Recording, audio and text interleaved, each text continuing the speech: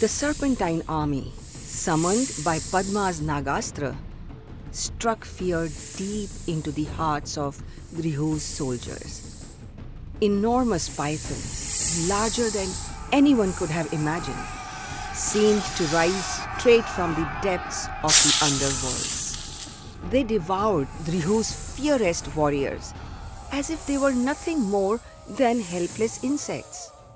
But Drihu remained calm, his sharp eyes assessing the scene. With a swift, commanding gesture, he gave the signal. Massive iron cages swung open. From these cages emerged an army of colossal eagles, their cries slicing through the air with a primal ferocity. With a deafening roar, the eagles soared into the sky, then plunged toward the Serpentine army. The battlefield exploded into chaos as the eagles and serpents collided.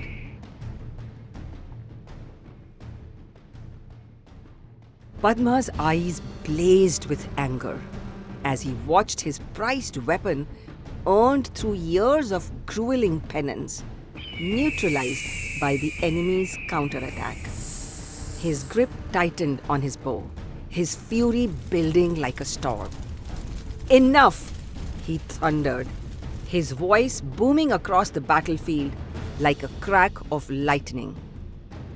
Padma reached into his quiver and drew forth an arrow shaped like a thunderbolt, the legendary Vajra Astra. He raised his bow, aiming the divine weapon at the ominous storm cloud looming over the enemy forces. Padma released the arrow. It shot through the sky like a streak of lightning, piercing the heart of the cloud. The cloud shimmered with an unnatural glow, drawing the bewildered gaze of Drihu's soldiers.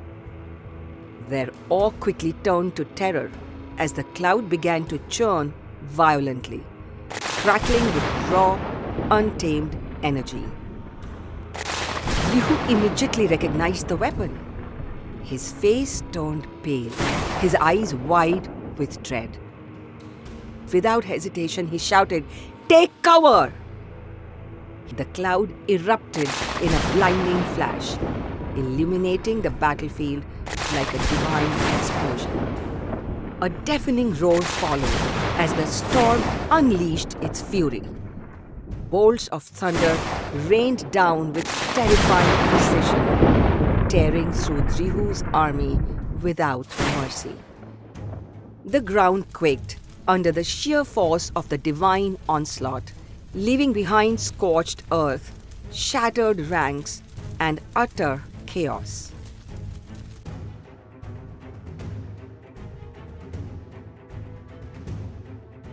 Amidst the devastation left by Padma's celestial weapon, Drihu stood tall, torn between admiration for his enemy's power and an unrelenting refusal to accept defeat. The battlefield was littered with the charred remains of his soldiers, a haunting testament to the brutal cost of war. Then, Padma's voice thundered across the battlefield, resonating like a divine decree. "Parikshit, my legendary ancestor, ruled over this land of Aryans for a millennium. Today, I reclaim what is rightfully mine. Resistance is futile. Accept my sovereignty and let peace and prosperity prevail." Drihu, however, was not a man to yield. He replied with a voice as commanding as Padma's. "O King of Bharatvarsh, look at my army, two of the greatest weapons unleashed upon them. Yet they stand steadfast, ready to deliver chaos upon your forces. What makes you believe I would ever submit to your rule? However, there is one way I might consider kneeling before you. Just one." Padma's eyes narrowed. "And what would that be?" he demanded. Drihu smirked, his arrogance unrestrained. "Send your heavenly beautiful wife to join my harem, and I will not only accede to your flag, but even help you conquer new territories." The words struck Padma like a thunderbolt. Rage surged through him, his body trembling with fury. With a voice seething with wrath, Padma roared, "I challenge you to a duel! Let's finish this, man to man." Drihu's expression didn't waver. His response was swift and defiant. "Challenge accepted." Padma's chariot surged forward, cutting through the battlefield like a streak of lightning. Drihu's chariot mirrored Padma's, both heading for the center of the battlefield with breakneck speed. The war seemed to pause as every eye turned to the two kings.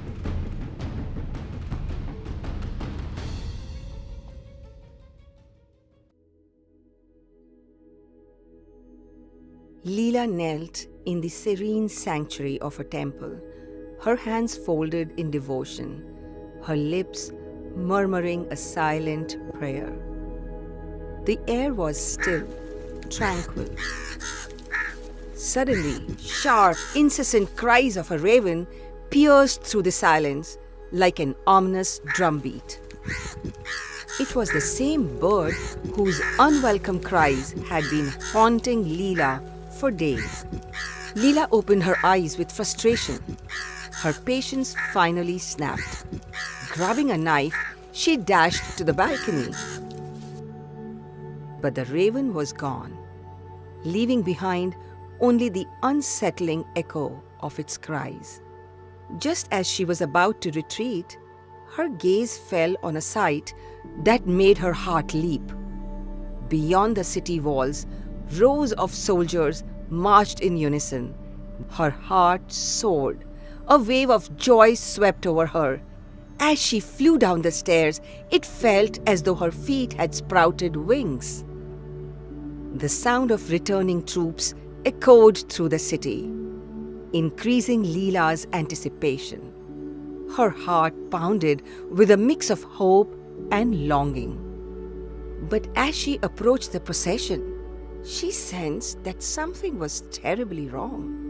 There were no celebratory shouts, no drums beating triumphantly, no conch shells announcing victory. The soldiers moved slowly, their heads bowed, their armor battered and tarnished. Their faces carried the weight of grief etched with exhaustion and loss. Leela's eyes started searching desperately for Padma.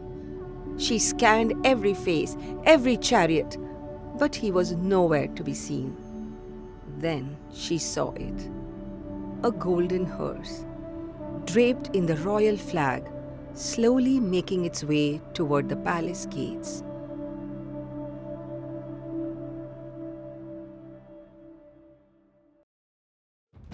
Gripping his sword, Padma leapt from his chariot and charged toward Drihu like a man possessed.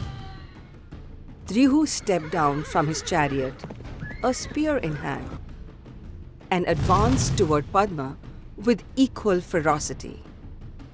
As they neared, Drihu hurled his spear with lightning speed. His aim was precise, intended for the kill. But Padma was even faster. In an incredible display of skill, he sliced the spear mid-air into two halves. Without losing momentum, Padma closed the gap, his sword gleaming as he drove it into Drihu's chest. For a brief moment, it seemed as though victory was his. But something was off. Drihu didn't flinch. He stood motionless, his face unreadable. Then Padma noticed the broken spear behind him. His heart sank. as he watched it transform, reshaping itself into an arrow. A chilling realization dawned upon him. He had been tricked by the Mayastra, a weapon that conjured illusions. What he thought was Drihu standing before him was nothing more than an illusion conjured by the sinister weapon. As the illusion dissolved, Padma turned and saw the real Drihu standing tall in his chariot, his bow drawn and ready.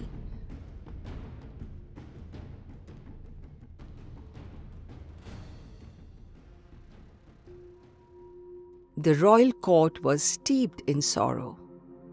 Padma's lifeless body, encased in a golden hearse and adorned with delicate flowers, lay at the center for homage. Ministers stood in solemn silence, their heads bowed low. Soldiers wiped away silent tears, while commoners openly wept. But amidst the mourning, Leela stood motionless. Her mind raced back to the countless moments when she had warned Padma, pleaded with him to choose wisdom over rage, diplomacy over conflict. If only he had listened to her counsel. If only he had seen the futility of war. If only he had resisted the taunts of Drihu on the battlefield, refusing to let his pride dictate his fate.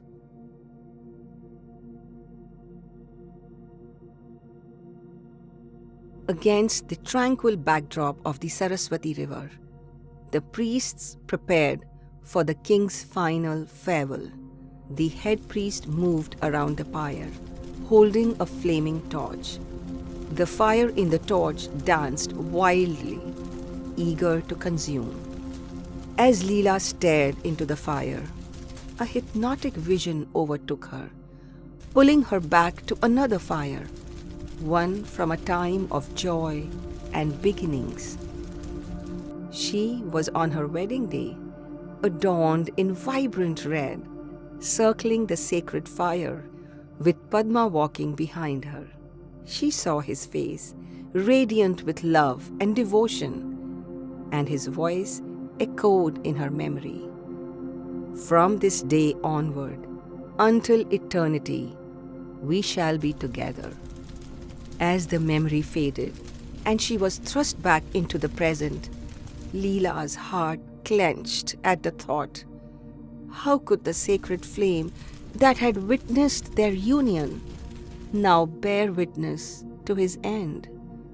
Before the flames could consume what they sought, Leela's voice rang out, firm and commanding, "Stop!"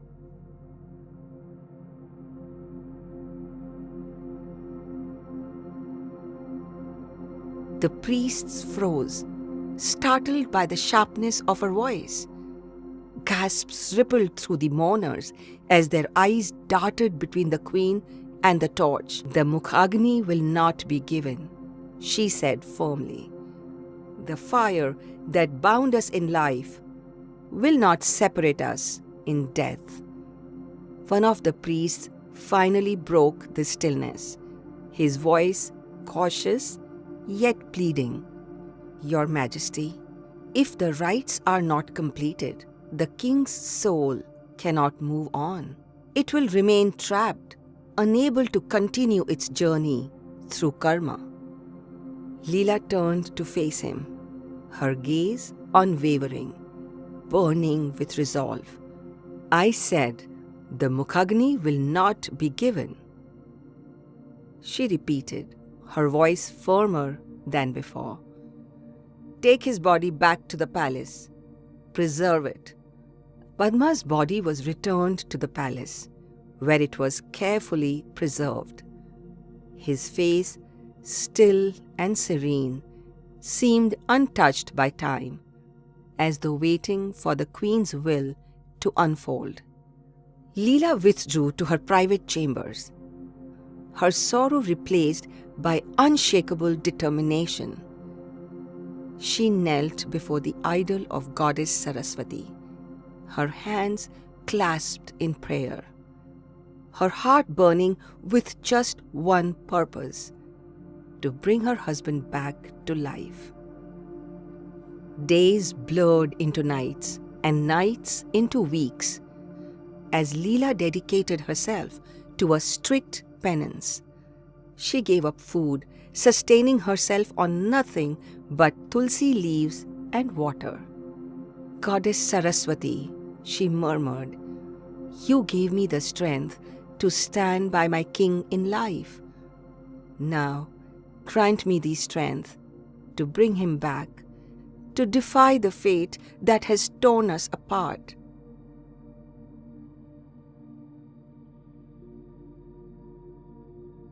One night, as Leela sat in deep meditation, she felt a presence, something otherworldly and unexplainable. She glanced around, but the room was silent, empty, except for the gentle swaying of the curtains stirred by a soft breeze. Rising, she moved toward Padma's preserved body. She knelt beside him. For a long moment, she lingered, as though saying a silent goodbye.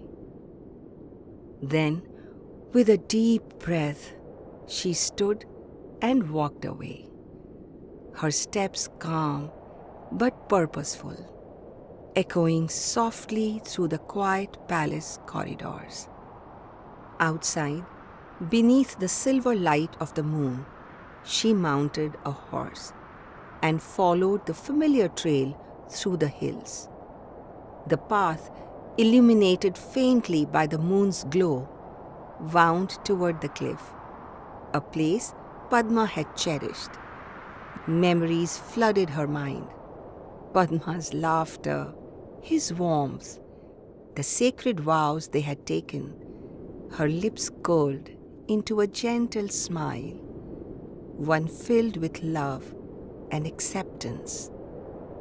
Closing her eyes, she drew a deep breath, and without hesitation, she took a step forward.